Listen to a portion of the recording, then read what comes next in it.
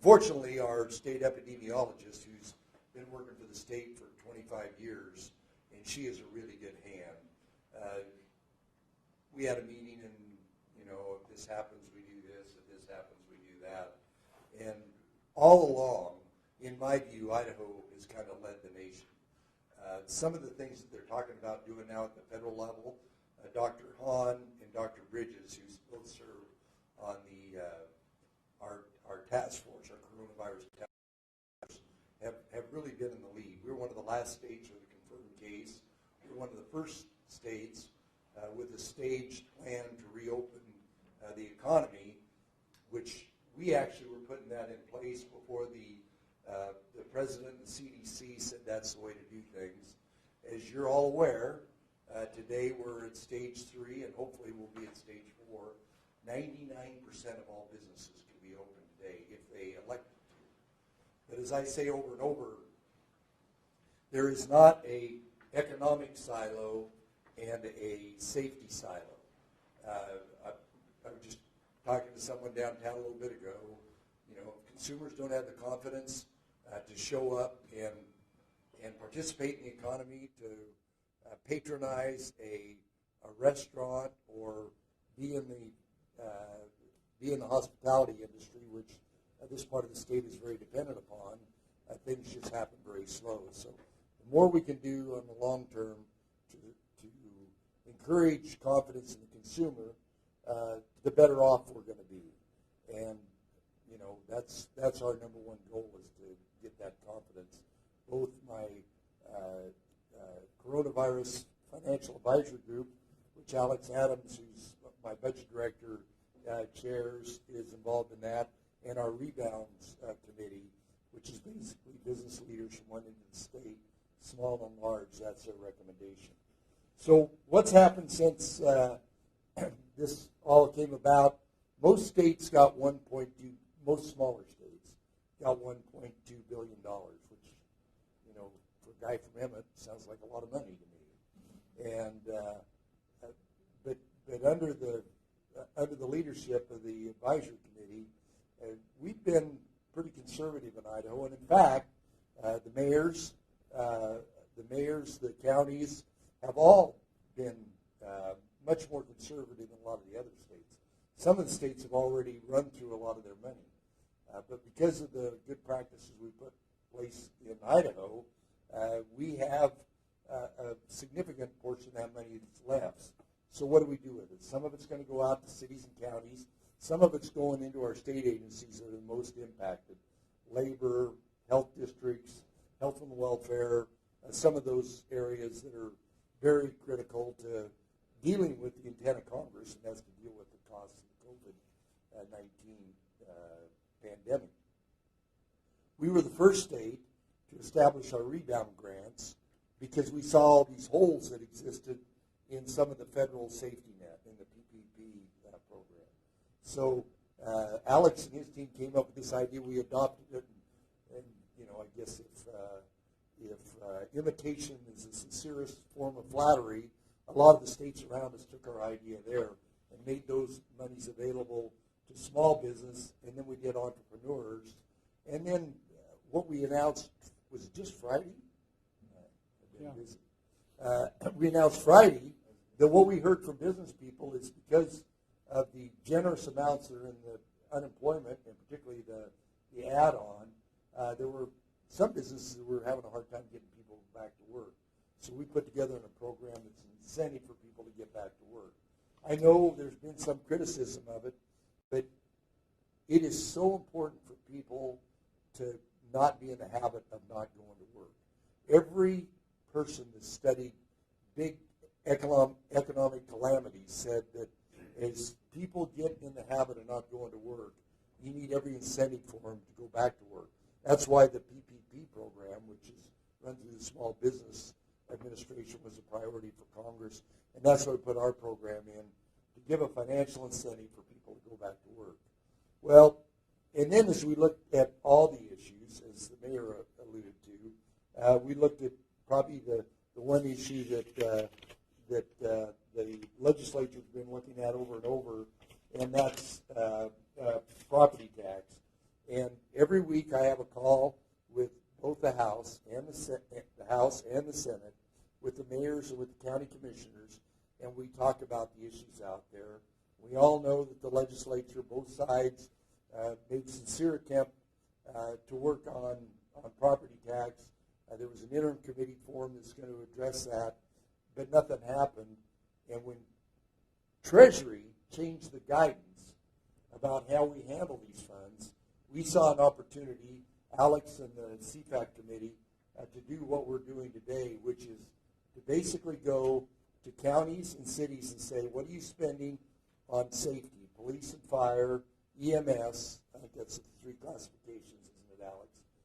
You certify that to us that you will take that off your property taxes, and we'll backfill it to the tune of 103% to make sure there aren't any gaps. So the net for public safety is it's going to be fully funded. And on top of that, we're going to provide $200 million worth of property tax relief around the state of Idaho. I know there'll be critics, and it's probably not perfect, but the one thing it takes in a time of crisis like that is action.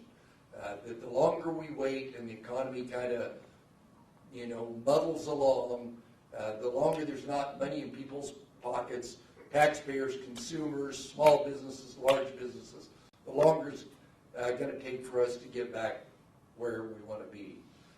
I want to end by saying, well, Pro Tem does a better job than I do when he talks about this, is that we are very fortunate. I'm on a lot of calls with a lot of governors, and that's why their $1.2 billion is gone. We are very fortunate that what we've done in Idaho is continue to diversify the economy. This community right here, that used to be 7 sawmills, 8 sawmills, 9 sawmills right here. Now we've got one of the best there is.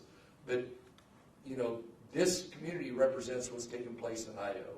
Technology companies, service companies, advanced manufacturing companies. Every one of those things you do to diversify the economy gives Idaho, I believe, the resilience they need to rebound from this well. So what we're trying to do with these programs, these different programs, is get money back into the economy and allow individuals, entrepreneurs, bright people with money, hardworking Idahoans to get back to work. And one of the ways to do that is take part of the property tax burden off of them, and that's what we hope to do with that. So with that, Pro Tem, I'd like to.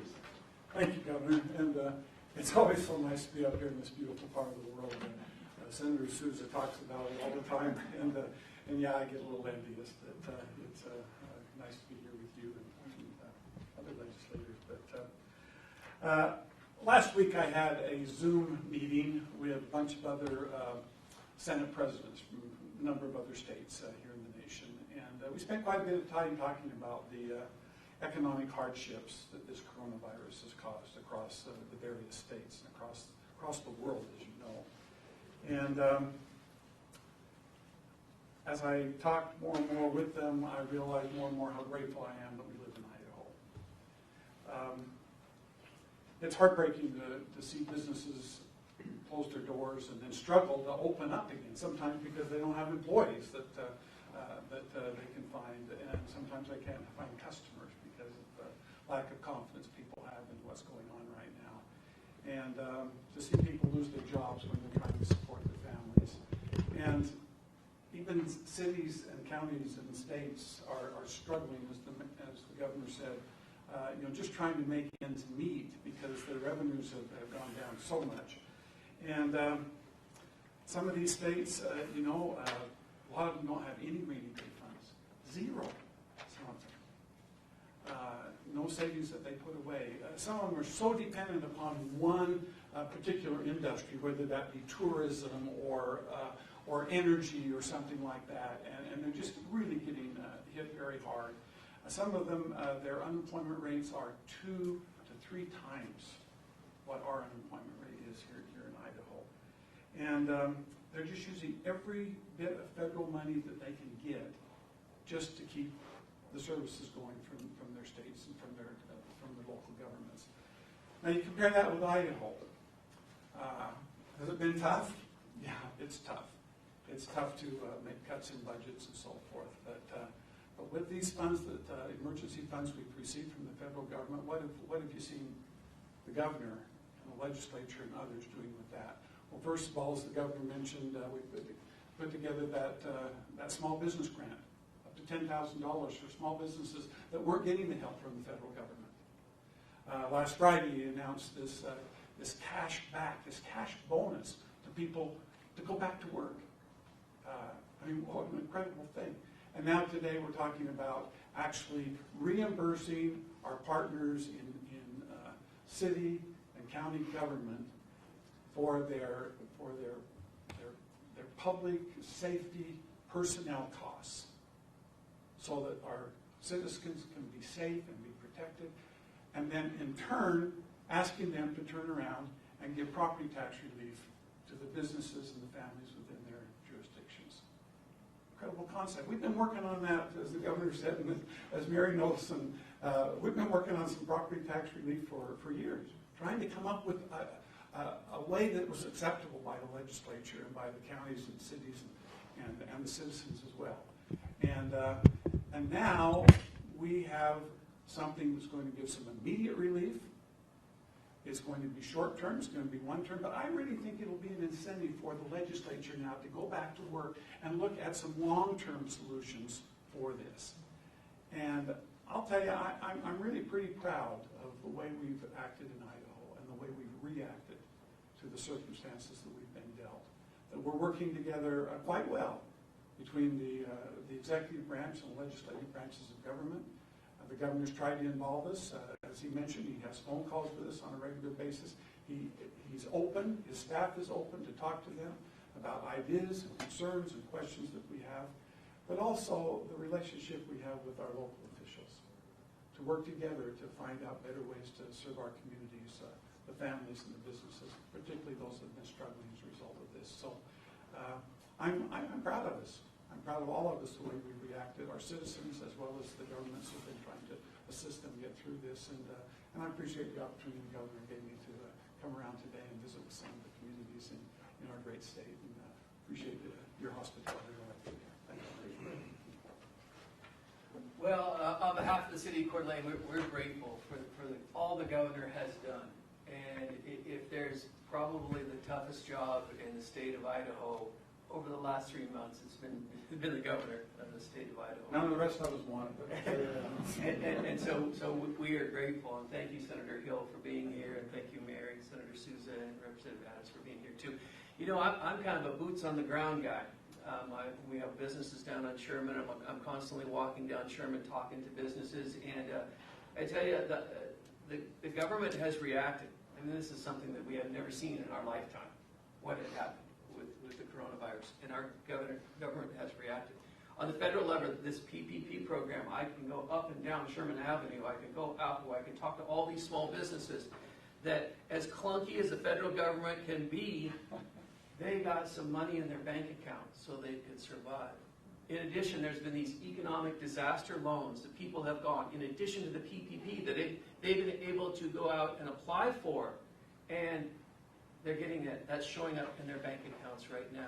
So the federal government has stepped up to the plate. When they saw that the PPP program, all of the funds were gone. What did they do? They quickly reacted and put more money in the program. And today, I believe, Governor, I think there's still $100 billion available on that second round of money to be distributed. So the federal government has responded, and I believe our state government has responded well.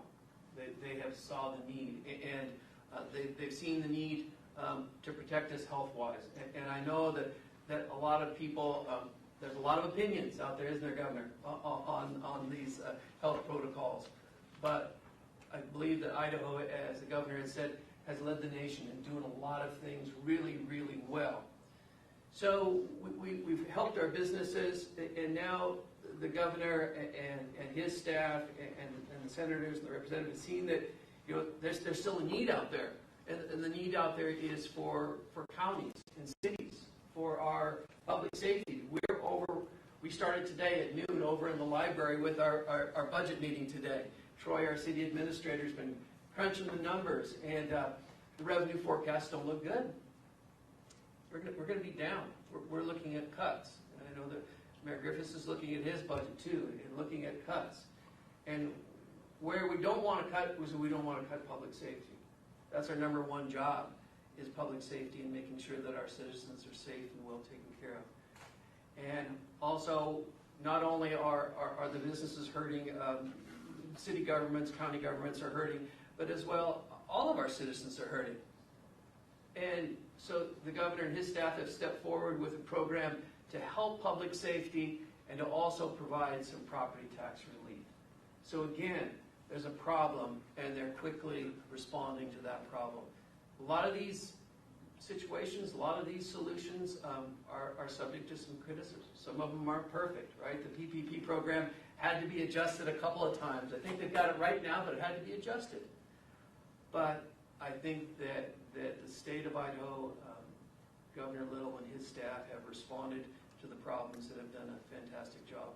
And we, at the city of Coeur d'Alene, are very grateful, and we're looking forward to doing everything we can to deliver that property tax relief to our citizens, as well as ensure that we have the best public safety around. So again, thank you both for being here. I appreciate it. Thank you. Questions? Well, that was great. Go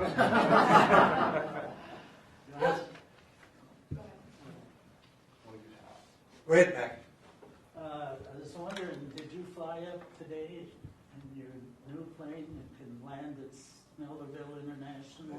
No, actually, we had, our plane's in for an annual. We chartered the plane. But I would like to take the time to thank you. The weekly conference calls that we had brought us up to date, let us know what was going on.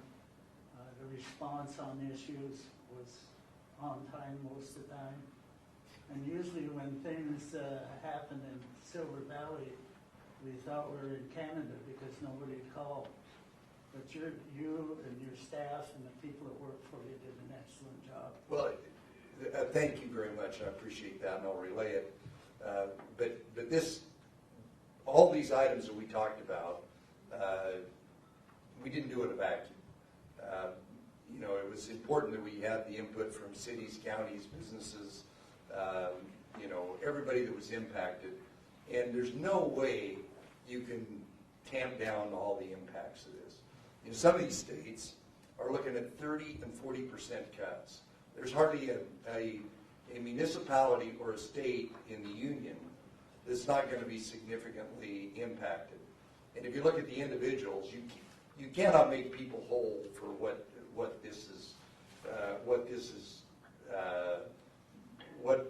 all the damage that has been done from this.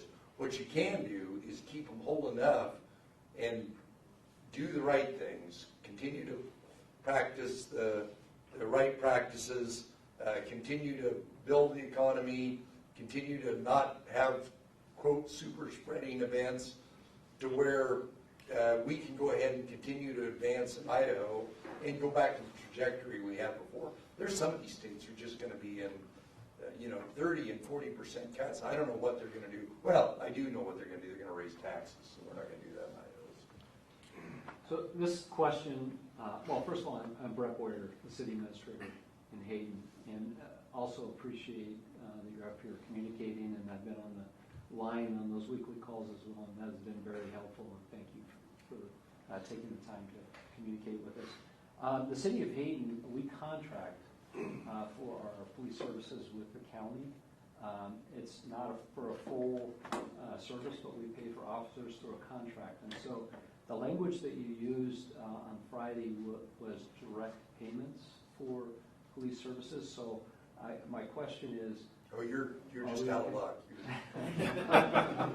will our payments in a contract form to another entity? No, you'll be fine. You'll be fine. Isn't that right, Al? I mean, Because we're not the only one. yeah, the general ledger has to be public safety. Yeah, so we're going to put together an implementation guide and finalize it through CFAC this week. But Yeah, that's right. On the detail on the 12th. 12th. It'll detail how to handle contracts. So those that contract with private providers versus those that contract with other governmental entities. We'll have to discern the personnel component of those contracts, but But we spelled out in greater detail. But it's easy to identify. That won't be, I mean, we write one check and then they pass through. But part of it's not personnel cost, because the reason our handcuffs are the language in that legislation. Treasury widened it up for guidance, so the issue and the guidance that the CFAC committee is going to put out on June 12th will be, how do you define that? And so, your city's association, engage with them, and that's the guidance that's going to come out on the 12th. But either way, then the counties, we won't, if the counties are direct and we reimburse the county, then in essence, we won't. It's just, no matter what happens, if they get reimbursed or don't have to include it, then our monies to help solidify, support, subsidize them is just the same as you taking money out and subsidizing back. So either way, we're. But if there's some other things embedded in that aren't personnel costs, yeah. Like vehicles. Yeah, Yeah. we're We're not going to buy new police cars. probably smart. Yeah. Yeah, Chris Filios, County Commissioner. Welcome, Governor and staff. Quick question. For this property relief initiative, will highway, for example, in fire districts, that is to say the other taxing entities, apart from municipalities and counties, be eligible? Yes, if it's fire or police. Got it. So highway. And ambulance. An ambulance, okay. Fair enough. Public safety, that's, Public safety. we couldn't have done this with the original interpretation of the bill. It was when Treasury went in with pressure from a lot of the states and widened it up, and we said, we couldn't have done this with the original intent of the legislation, but it was the guidance that allowed us to open it up, so. This may be a question for Mayor Whitmire or somebody from the county, but what are you guys planning on doing with this extra funds? Where are you going to be allocating it now that the governor will be covering public safety costs? I don't know that it's the intention of the governor to cover all of our public safety costs, probably just a portion of it, right? I haven't seen the whole Well, formula. it's the language about the personnel costs, because originally, what the bill said, for only COVID-related expenses that you didn't budget for last year. And then they widened it up to be public safety, fire, EMS, and police. And so, literally, whatever they spent last year in that category, for every $100 they spend, we're going to send them $103. So For property tax. So it will in turn then flow back to property tax relief. That's the intention of it. That's right. He's not getting a windfall. Okay. No. Governor, what kind of feedback and comments are you getting from people with regards to the unemployed bonus? Maybe some people who have been working through all this. Are you getting feedback and comments from people who maybe We are some, and frankly, this is a good opportunity to talk about it. Facially, it doesn't look fair, but the critical component for anybody is if you have a recession in your community, it impacts everything.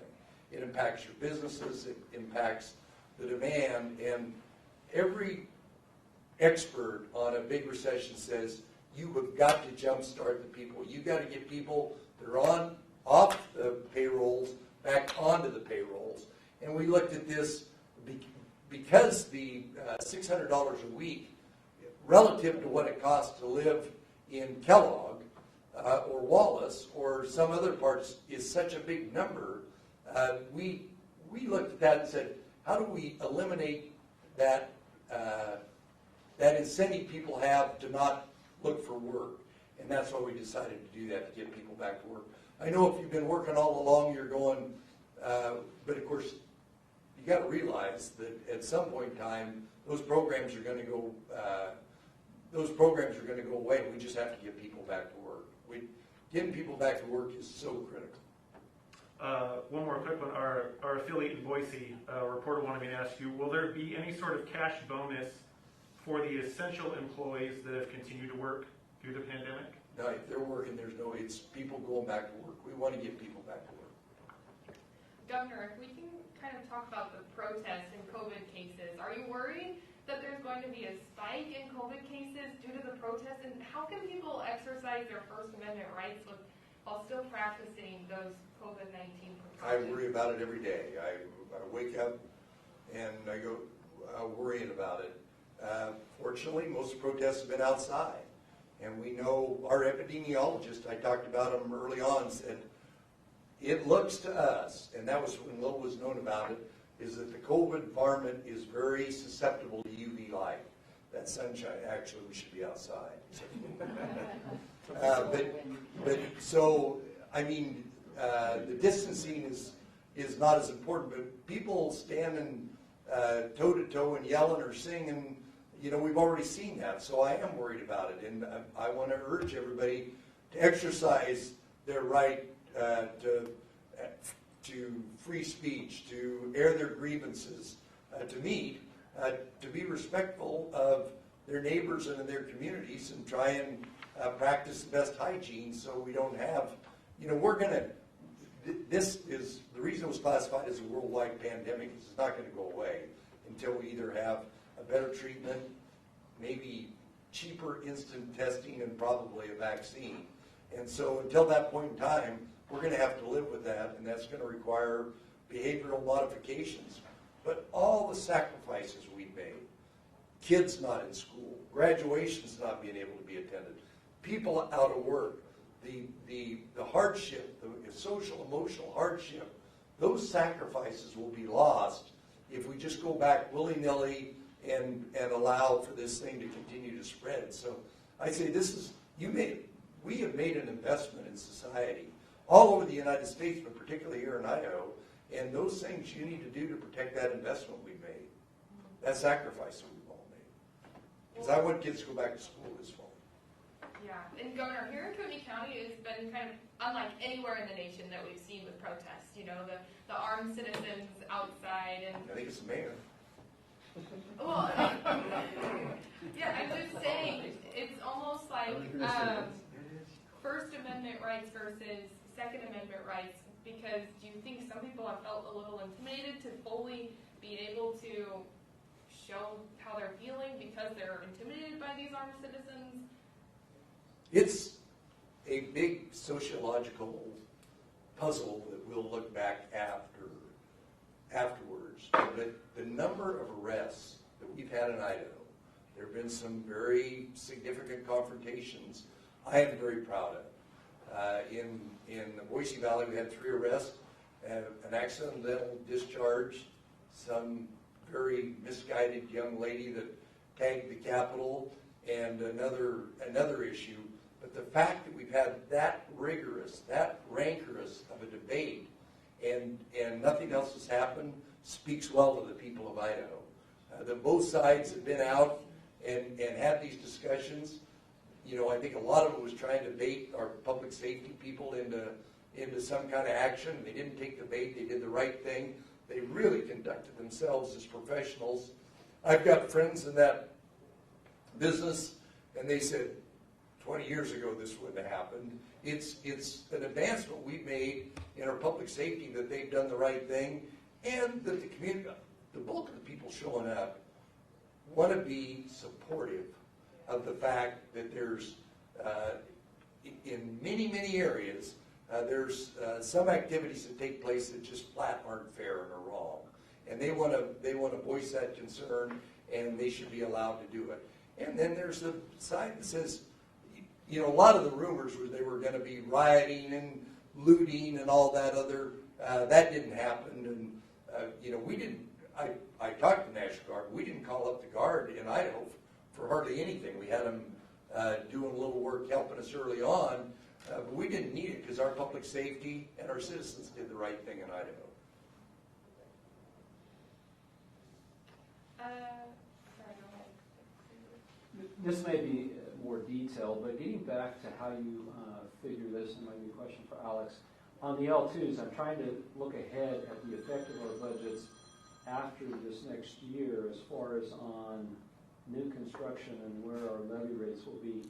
Can you talk about that and what you plan on doing to address that part of it? We have talked about it. Go ahead, Alex.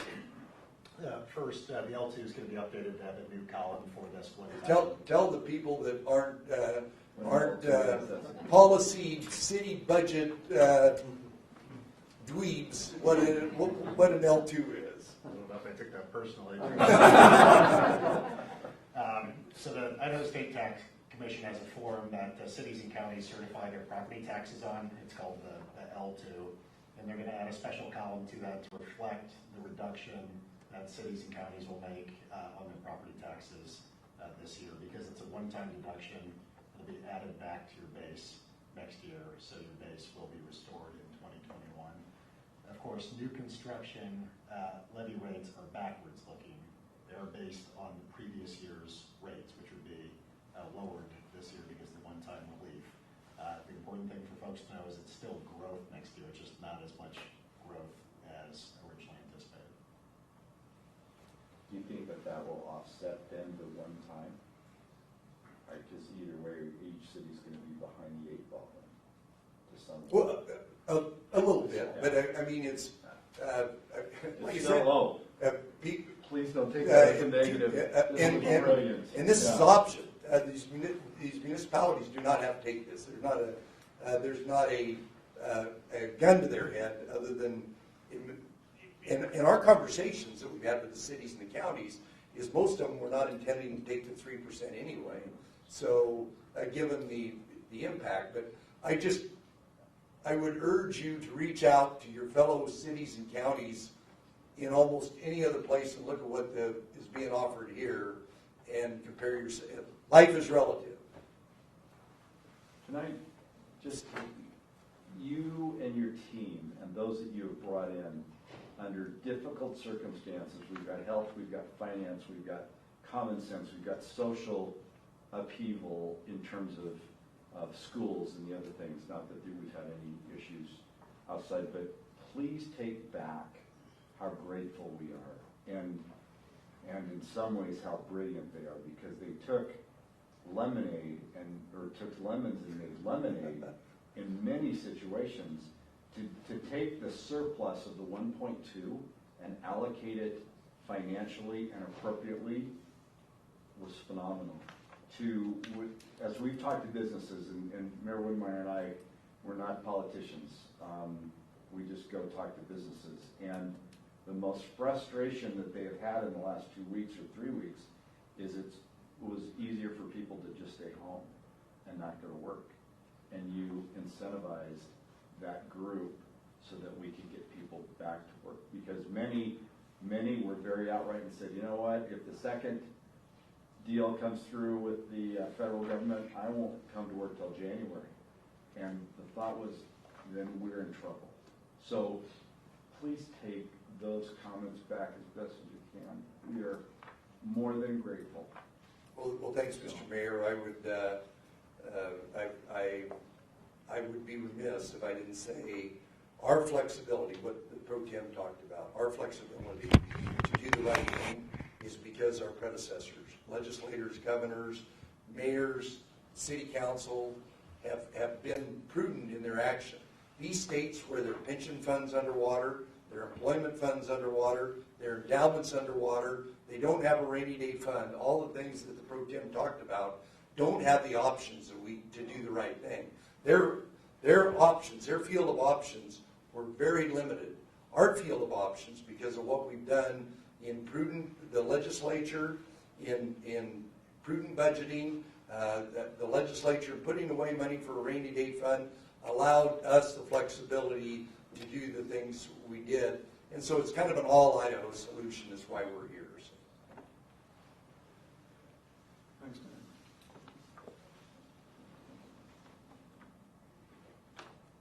Quiet group. Good job. Well, thank you all very much. Thank you. Appreciate you being here. Thank you.